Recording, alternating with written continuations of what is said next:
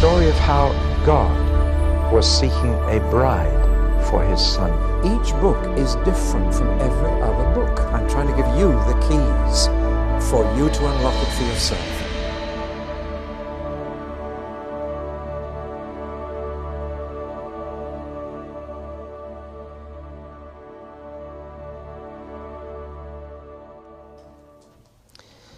Well, if you enjoy reading escape books, and I do, you will love the book of Exodus.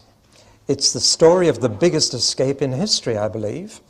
Over 2 million slaves escaped from one of the most highly fortified nations in the entire world.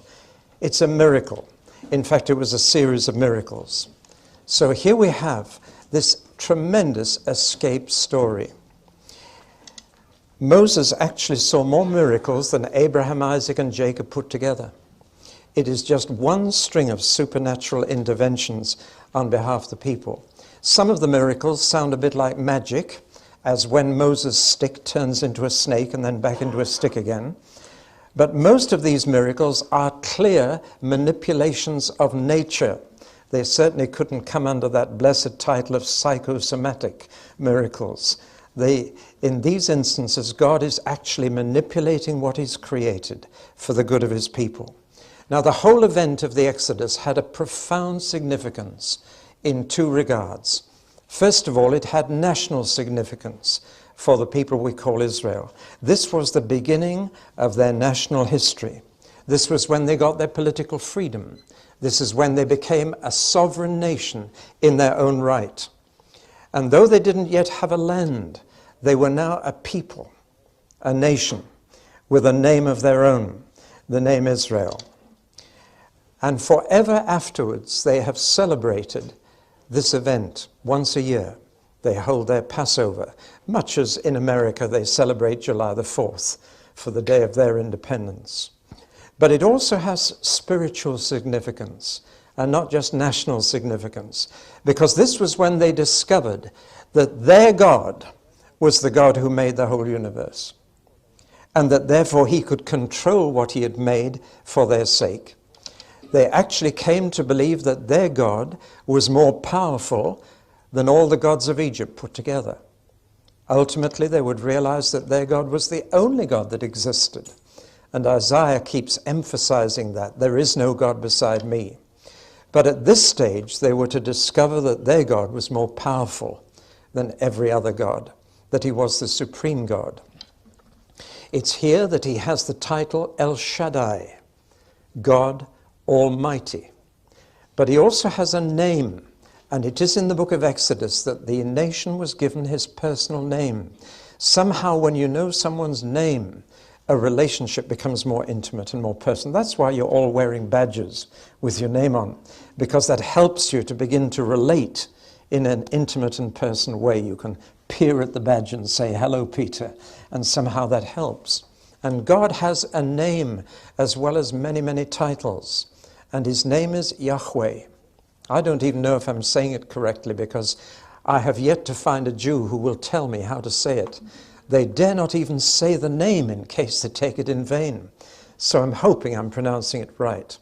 But the name Yahweh doesn't mean much to me. It doesn't set my heart on fire. It's a funny word. It's not English. And some time ago I was praying and I said, "Lord, please give me an English word that will convey the meaning of Yahweh to me, and also give me the feelings it aroused in your people." And immediately into my mind came the name Always. I thought, that's a beautiful name, because Yahweh is a participle of the verb to be, and to call God always communicates what that name really says. And that's only His first name. He has many second names. Always my provider, always my helper, always my protector, always my healer, always, always. And so that's the name I've used for God since. But the Hebrew is Yahweh. And this was when they found His name. And He gave them not only His title, El Shaddai, God Almighty, but His name. I'm always with you. I was always here. I'm always the same. To put it another way, it's in the book of Exodus that the creator of everything became the redeemer of a few people. And it is that combination of creator and redeemer which we need to hold very firmly.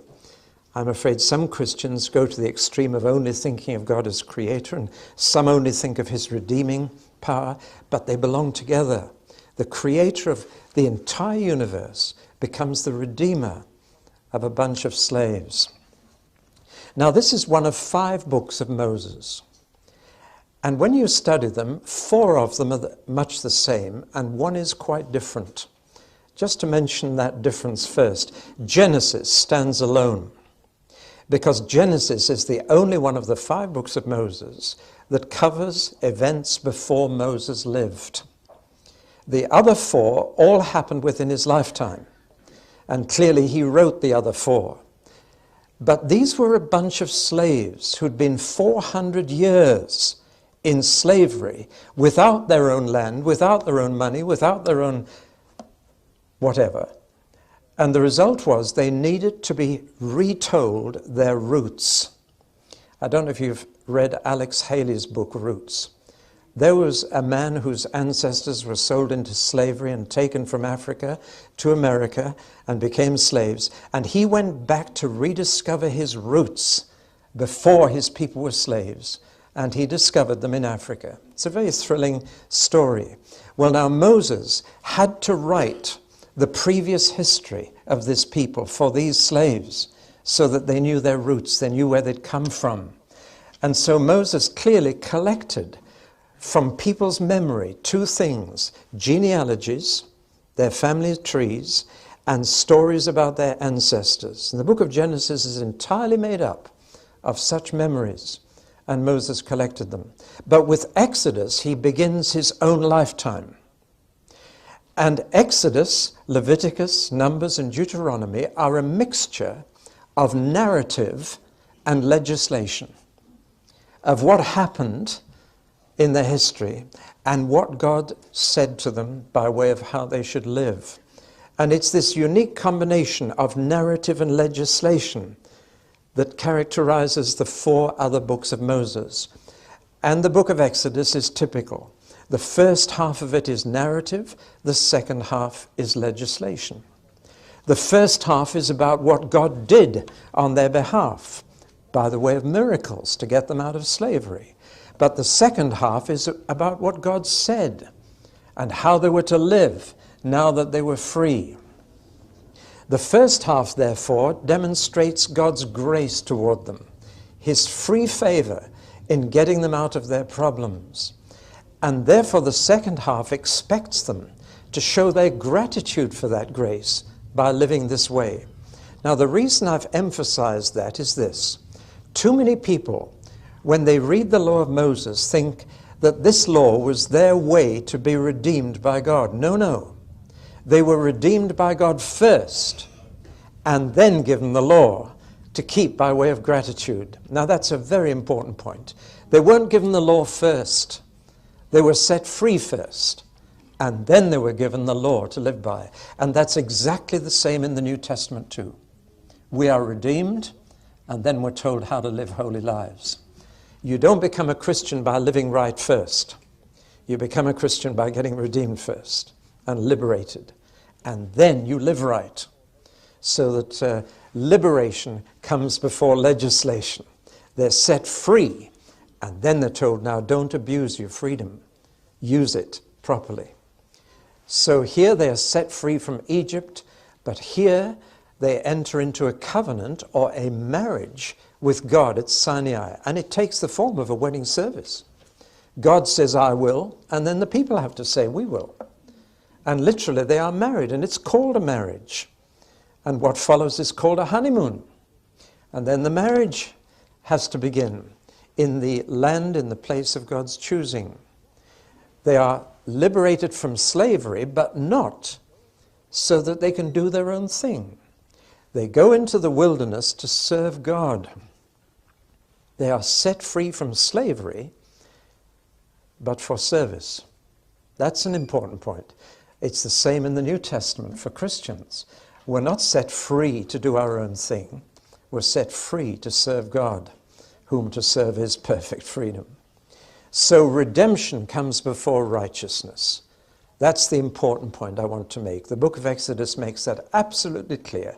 God redeems them first. Now, he says, live right, because I've set you free. So those are the two halves of the book of Exodus. And then I've divided the rest of it up into 10 very simple portions and given them each a title, because I can memorize things that are simple. And there are 6 sections in chapters 1 to 18 and 4 in chapters 19 to 40. And running through them, the 6 sections in the first half I've called multiplication and murder. That covers the incredible increase in the number of Hebrew slaves over 400 years, from one family to 2.5 million. That's some increase. Actually, it would only need 4 children in each generation for 30 generations, and you can do it mathematically. So it wasn't all that multiplication, but they certainly became a huge number. And then, of course, the boys were murdered by the Pharaoh. We'll look at all these in detail later. Bulrushes and bush, you all know the story of how Moses was taken out of the bulrushes and therefore given the name Moshe, which means drawn out, because he was drawn out of the river Nile. The baby boys, of course, were thrown into the river Nile to the crocodiles, but Moses was drawn out of the river Nile. Plague and pestilence, well, that centers on Pharaoh and the hardness of his heart. Feast and firstborn, that's the origin of the Passover. We'll look at that in greater detail. Delivered and drowned is the crossing of the Red Sea, but they weren't drowned, but the Egyptian army was. Provided and protected talks about their journey from Egypt to Sinai and some of the things that happened, how God protected them and provided for them in a wilderness where the Egyptian army in the Yom Kippur War was perishing after 3 days. And yet 2.5 million people survived for 40 years. Again, God had to do a lot of miracles. In the second half, we have first of all the commandments, and especially the 10 commandments. And these were sealed in a covenant, a marriage between God and his people. And God said, I will, and they said, we will. And that bound them together forever. God never goes back on a covenant. And then in chapters 25 to 31, we have the fact that God is now going to live among them. And therefore he needs a place to live. He needs a tent. But he needs a rather different tent from theirs, or they might think he's just one of them. And so we have the specification of the tabernacle, and God provides specialists, people who've never made anything but bricks up till now, and now they've got to work with gold and silver and wood. And God had to teach them those skills. And the Holy Spirit gave those skills to people who'd never made anything but bricks before. That's a miracle. And then comes the saddest part of Exodus, the story of the golden calf when they indulged themselves, and Moses had to pray most earnestly on their behalf, or they'd have never got anywhere further.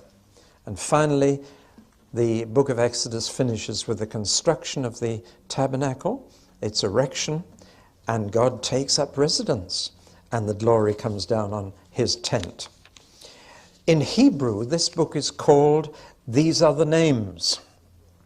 That's because it is read every year in the synagogue, as all the 5 books of Moses are, and it's read, of course, on a rolled-up scroll. And the first words of the scroll are, these are the names. And that's how they named all the 5 books of Moses, by the first words, so you could unroll them in the synagogue and get the right one. But when the Old Testament was translated into Greek, they gave it a different name. They used 2 Greek words, ex, which means out, and hodos, which means way. I don't know if Hoddesdon, the place down the road, is connected with that or not. But ex hodos means outweigh. And you would have seen it in the Greek theatre, where over at that door you can see the word exit. That's a Latin word, exit. The Greek word would be ex hodos, or way out. And so this book was called The Way Out, the ex hodos. and it's just been slightly corrupted in English to Exodus. And that's why we call it Exodus. But I'm sure you realized it was the way out. It sounds too like exit. Right, well, let's look at the first half of Exodus in this talk, chapters 1 to 18. There are many so-called problems in this first half. It is so obvious an unnatural story. This kind of thing doesn't happen every Tuesday. And when you read through one thing after another, makes you wonder at times, did this really happen? And there are plenty of people to tell us it didn't, and that we're reading about legends and myths. There was a series on television not long ago which took that line and tried to tell us that there were a whole lot of legends gathered around the beginnings of the Israelite history. Well, is it myth or miracle? Why are there these problems? Well, the first reason is that there's no secular record of these events. Outside of the Bible, there is no trace whatever of any of this in any Egyptian records, for example. Now that is astonishing because they did keep pretty good records. And that's one of the reasons that people say, oh, this must be legend. Well, I can think of a jolly good reason why the Egyptians didn't record this. Can you? Yes, you've seen it already. I'm quite sure they didn't want to record for posterity such a humiliating experience as seeing their best chariots and charioteers drowned in the Red Sea. They didn't want to be humiliated. So I'm not troubled by the fact that there is no other record. The numbers involved create a problem for other people. 2.5 million. I mean, that's a huge number. If they marched 5 abreast, I suppose the column would be about 110 miles long and would take, months to pass. It is an enormous number. 2.5 million. Men, women and children. To say nothing of all their animals. And we're told even some Egyptians came with them. That's an interesting little point. So that's a big number to get through the desert for 40 years, where there's no food or water normally. So the numbers create a problem for some. Then there's the problem of the date of it. Because we have no other record outside the Bible, we don't know, for example, which pharaoh it was. And therefore we don't know which century it was. And there are 2 possibilities that these scholars look at. One is the 15th century BC, and the other is the 13th. If it was the 15th, it was a pharaoh called Thutmose. But if it was the 13th, and to be frank, that's the one I go for, I believe all the evidence points to the 13th century, then it would be this pharaoh, and I've got a picture of him for you, just to show you what an impressive character he was. He even had 4 statues of himself made, not content with 1. He had 4. This is Ramesses II. And you can just see the top of 2 people at the bottom of the picture to show you the size of these monuments. Now, this is what the Israelites were up against. See, we often treat Pharaoh as a little baddie. He wasn't. He was a very powerful emperor.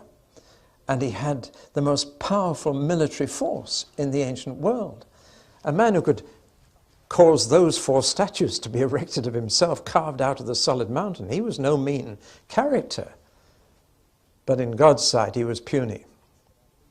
And it was no problem to God to deal with that man. But I believe you're looking at the likeness of the Pharaoh who was involved in the book of Exodus. Then there is division about the route of the Exodus.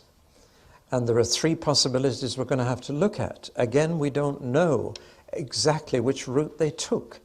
And there are 3 alternatives to consider: north, middle, and south.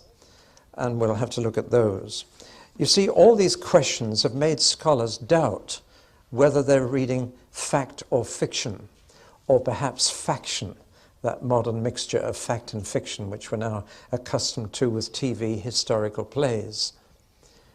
Well, it does boil down to faith. And my faith says the most understandable explanation for the facts is the book of Exodus. And the facts are these. First of all, the existence of a nation called Israel. Now, nobody can dispute there is a nation called Israel in the world today. Where did they come from? How did they get started? How did they ever become a nation if they were actually a bunch of slaves? We do know that from secular records, that they were a bunch of slaves. Something dramatic is needed to explain the existence of Israel. Or take another fact. It is a fact that every year, every Jewish family celebrates the Passover. Now that's a fact. Every Jewish family does that. Why do they do it? You've got to have some explanation for such a ritual that has survived for so many thousands of years. Well, the book of Exodus provides the most reasonable explanation of that. Well, I could go on. There are fact after fact in our modern world which have to be accepted as facts for which you've got to find an explanation. And to me, the book of Exodus gives the best explanation of all the facts. Well, now let's run through the sections of this book and look at some of the points of interest. I can't give you a commentary on the whole book. I just want to take out of each section something that might have troubled your mind or some question that you might ask and try and give you an answer to that. Let's take multiplication and murder. The question that I have is, why did they stay so long in Egypt? 400 years. They went down there in the time of Joseph and Jacob, you remember, because there was a famine and Egypt had bread. And they simply went down there because there was more food. They went voluntarily. They were accepted as guests of the government. They were given a jolly good fertile piece of the Nile Delta called Goshen. And there they were during the 7 years of famine. But at the end of that time, why didn't they go back to their own land? Why did they stay? And in fact, they stayed so long that they outstayed their welcome. And that's when they were forced into forced labor. So why did they stay? Well, there's a human answer to that and a divine answer. And I'll give you both, because so often there are two sides to every question. The human answer is they were jolly comfortable. It was much easier to make a living in the Nile Delta than it was on the hills of Judea. Much easier. And it was fertile, the climate was warmer, there was no snow in the Nile Delta, there was in the hills of Judea. They were just altogether more comfortable, in much the same way as Lot was more comfortable down in the Jordan Valley at Sodom and Gomorrah. The climate was very similar to the Nile Delta, and it looks more comfortable. And people like to live in a more comfortable climate where life is easier, and that's why they stayed. Though God had never given them any land in Egypt, he said, I'm giving you the hills of Canaan. That's where you belong. But they stayed. Well, we can't blame them because we tend to do the same thing. And they didn't want to leave until it was too late. Amazing how many Christians find a new house before they start looking for a church or start asking how they're going to serve God there because they've seen a house that they like. See? Well, that's what they did. And they stayed in Egypt too long until it was too late and they weren't free to leave. And they were now in the position of being forced labor. That's the human answer. And then, and only then, they cried out to God and say, God, why are you letting us be slaves in Egypt? Isn't it amazing how we get ourselves into problems, then we start blaming God for not getting us out of them quickly? It's so human. But God didn't do anything about it for 400 years. And we've got to ask, why? Had they gone back as soon as the famine was over, there would have only been a few people. And there was room for those few in Canaan. But now they had stayed so long that they were a large people, and there was no room for them in Canaan because there were already other people living there. Now God was going to kick those people out, but not until they were so wicked that they didn't deserve to live there. And God explains in the book of Genesis even, he explained to Abraham that your descendants will stay in Egypt a long, long time until the wickedness of the Canaanites is complete.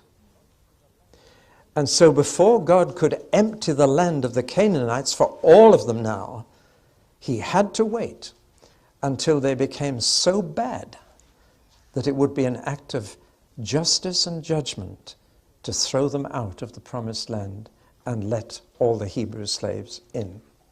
So God waited until he could do that. And that's the reason God gave for that 400-year gap. It's a long time to wait for God to answer your prayers. You know, you pass it down the generation. Keep asking God, and one day he'll get us out of here. What patience you need to go on praying that. 4 centuries. But God heard, and at the right time he acted. Well, now they had gone through 3 oppressive decrees. The first was forced labor. Second was to make bricks without straw. Do you realize what that meant? Have you ever lifted up 2 bricks, one made with straw and one without? The one without is about 3 times heavier.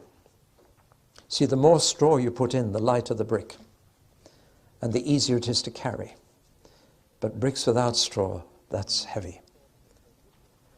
And the Egyptians thought that if they did this, then they wouldn't have any energy left for leisure, mischief, or sex. That was the idea. And so that they'd be too tired even to make love, and therefore the numbers would go down again. In fact, the harder the conditions they made for the Hebrew slaves, the more children they had. So they had to introduce a 3rd decree, and that was that all the baby boys had to be thrown in the Nile to the crocodiles. The Nile, of course, is the source of life to Egypt. There's no life apart from the Nile in Egypt, but it was also the place of death for the Hebrew slaves. Well, now, that's the first section. The bulrushes and the bush I don't need to say much about, except to point out that Moses, like Joseph, was brought up in court, C-O-U-R-T, and therefore was given the best education. If ever you go along the Thames embankment in London, look for Cleopatra's Needle. There are 2 of them. One is in Rome, the other is on the Thames embankment. And those 2 were the gateposts of the Egyptian university.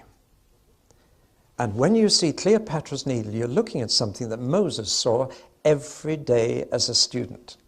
He walked past that and had a university education. This, of course, made him far better educated than any of the Hebrew slaves. And this, of course, is why he was able to write the first 5 books of the Bible. And it says he kept a careful record of everything.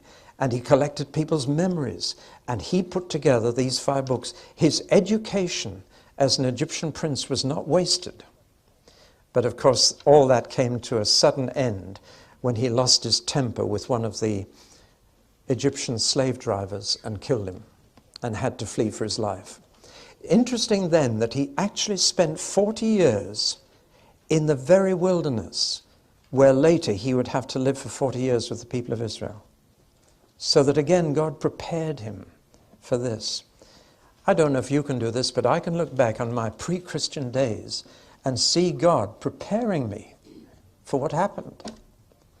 I remember going in for speaking competitions in the Young Farmers Club, little dreaming that in doing that, God was getting me ready for what I do now. And God got Moses ready for leading his people through the wilderness by making him spend 40 years there by himself, being a shepherd, looking after a few goats or sheep. But then he murdered the Egyptian guard. The burning bush is very interesting, not so much for the bush as for Moses' excuses. God called Moses out of a burning bush and said, take your shoes off, you're on holy ground. And then he said, now Moses, you're going to be the man to draw my people out of Egypt. You were drawn out of the Nile, but you're going to draw my people out of Egypt altogether. And Moses made 5 excuses as to why he shouldn't do it. And again, you might identify with one of these. First, he said, I am insignificant.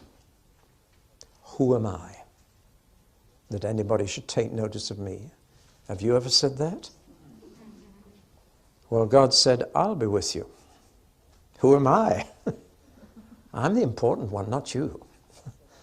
So he tried a second excuse. He said, I'm ignorant. What shall I say? And God said, I make you a promise. I'll tell you what to say. So he made a third excuse. He said, I'm impotent. I can't convince them. They won't believe me. And God said, my power is going to be with you. You're going to do miracles. Then he said, I'm incompetent. I'm not eloquent. Actually, I had a stammer. He said, I can't put words together. Did you ever say that to God? And God said, all right, your brother Aaron will be your prophet. So that tells you what a prophet is. A prophet is simply someone who's a mouthpiece. So you tell your brother Aaron what to say, and he will say it to Pharaoh. And that's all a prophet should do. He should just pass on a message. And the last excuse he made was, I'm irrelevant. Send someone else. Here am I, send him. Again, many have answered a call from God with that. Send someone else, please, not me. And that's when God promised him a partner. Let's move on to the plague and pestilences. 10 plagues. The Nile to blood, frogs, gnats and mosquitoes, flies, cattle disease, boils, hail, locusts, darkness, and the death of the firstborn. Now, what do you notice about those 10 plagues? The first thing I notice is that God is in total control of the insect world. Have you ever thought about that? See, in the book of Jonah, I remember telling you that the biggest miracle there is not the whale, but the worm. I mean, God tells a worm what to do. A whale's easy. Training worms is a little harder, but God can do it. And God can tell mosquitoes and locusts what to do and where to go. He can tell frogs what to do.